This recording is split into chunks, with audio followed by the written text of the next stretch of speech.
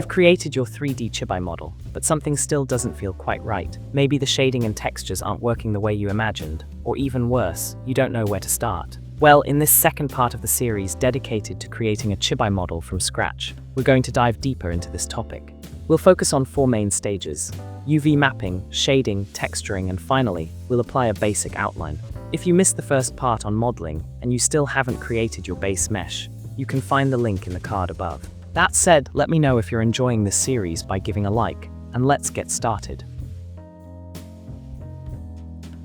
To create our UV map, we need to unwrap the mesh, allowing us to apply a 2D texture to a 3D model. In the initial phase of this process, we'll mark the edges we want to cut as seams, essentially telling Blender where to open the mesh. Typically, we try to hide these seams as much as possible to avoid visible joins, but since we're working with an anime-style model and painting the texture directly, it's not a major concern. This only becomes an issue when using external textures or aiming for a more realistic style. Back to our case, we'll mark as seams the edges that let us split the mesh cleanly, like separating the palm from the back of the hand or the front and back of the ears. To prevent too much stretching in the UV layout, we can also mark smaller areas like the eye socket or inside the mouth, which would otherwise end up with very low resolution. You'll see what I mean further down the line. If during this process you notice that you're missing some geometry, don't be afraid to add extra edge loops where necessary, like I'm doing here. Remember, this isn't a true low poly model, especially once we apply a subdivision surface, so adding 1 or 2 more loops is perfectly fine. Once you're done marking the seams, it's time for the actual unwrap. Super simple. Just select all the meshes you want to include in the same texture, press U to open the UV mapping menu and select Unwrap. In older versions of Blender, there's only one unwrap option, but starting from Blender 4.4 there are 3, each serving different purposes. For us, the one we want is angle-based. Almost forgot, it's best to do this in the UV editing workspace, since the layout is optimized for this task. If everything was done correctly, you should now see something like this. Your mesh is finally treated as a 2D layout, like a flat sheet of paper arranged in a collage to fit into a single texture. If things don't look right, go back and double-check which edges you've marked and which you haven't. Back to our workflow, you can of course create more than one texture for extra detail, but in this video, to keep things simple and fast, I'm showing you everything in one go. Some of you may have noticed that all the parts are mirrored. This is because the mirror modifier is still active, which isn't ideal if you want asymmetric textures. If you do need asymmetric textures, or if you just want more flexibility in general, I recommend applying the mirror before unwrapping.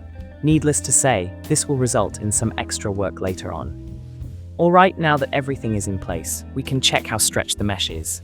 Head over to the shader editor and add a texture. It's super important to create a UV grid texture and use it as the input for the emission shader. This way, the grid will be visible directly on the model, and with a quick look, you'll notice that in some areas the squares are larger, while in others they're smaller.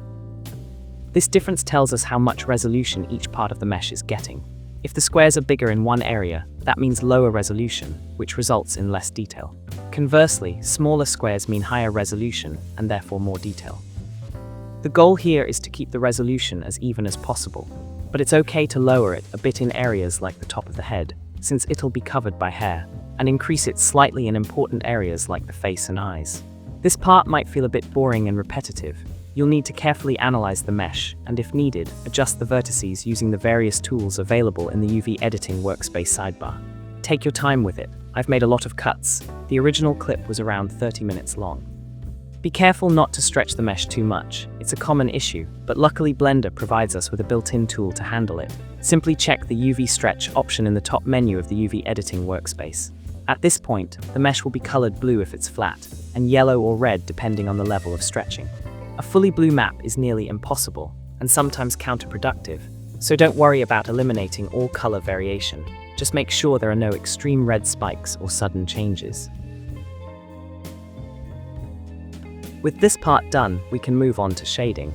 This is a basic shader setup that includes a diffuse shader, a shader to RGB node, a color ramp, and a mixed color node to separate light and shadow areas. To make this shader work, add a sunlight source to your scene. Disable shadows in the light properties. Go to color management, set view transform from AGX to standard, and change the look to medium high contrast. Back to our shader, set the color ramp mode to constant, and adjust the white slider to control how much shadow you want. In this case, I also added a mid-gray tone as a transition. Many people stop here and just assign different materials based on the desired color. Yes, it works, but that's not what we're aiming for right now. If we stopped at this stage, we'd lose a lot of the value of the work we've done so far. So let's continue and move on to the actual texturing phase. First, we need to create a texture. Since everything is unwrapped into one map, I made a 4K texture. Then I connected the texture to the mix shader. The only difference is that for the shadow path, I added an RGB curves node to give it more contrast. Now we're ready to start painting. Unfortunately, in texture paint mode, Blender doesn't show screencasters. However, I'll mostly be using the same shortcut keys: F to change brush size, Shift plus F to adjust strength, and Shift plus S to toggle the brush stabilizer on and off.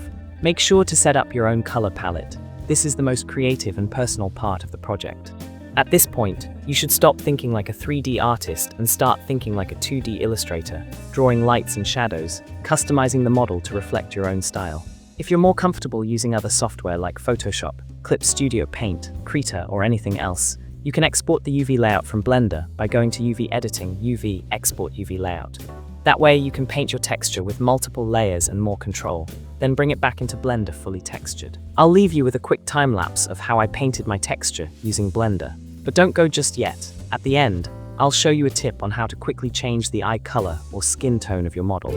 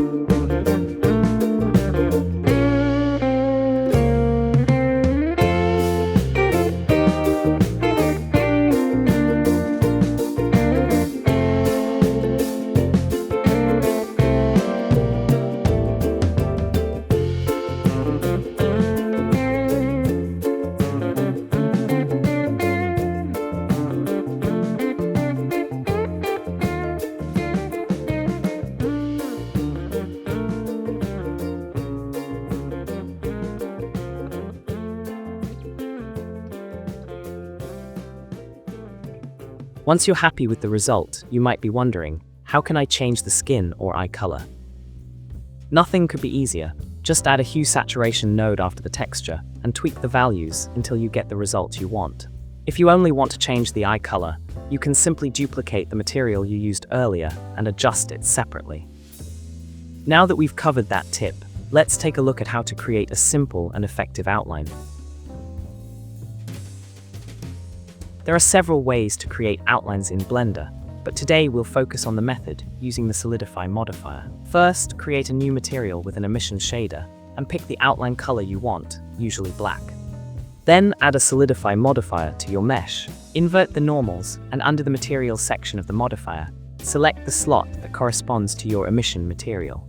At this point, your mesh should look completely black. Don't worry, that's normal. Now go to the material properties, scroll to the backface culling section, and enable both camera and shadow checkboxes. From the modifier settings, you can adjust the thickness of your outline to your liking. However, you might notice that the outline doesn't look great around certain areas like the eyes or mouth. No worries, we've got a fix for that too. Just create a vertex group for the areas where you don't want the outline to appear. Assign it in the vertex group section of the Solidify modifier. If it doesn't work at first, try inverting the selection and you're good to go. Alright, I think I've covered everything for this part. If you have any questions, feel free to leave a comment below. Thanks so much for sticking with me until the end. If this video was helpful, don't forget to leave a like or subscribe to the channel. And I'll see you in the final video of the series, where we'll dive into rigging your Chibi model.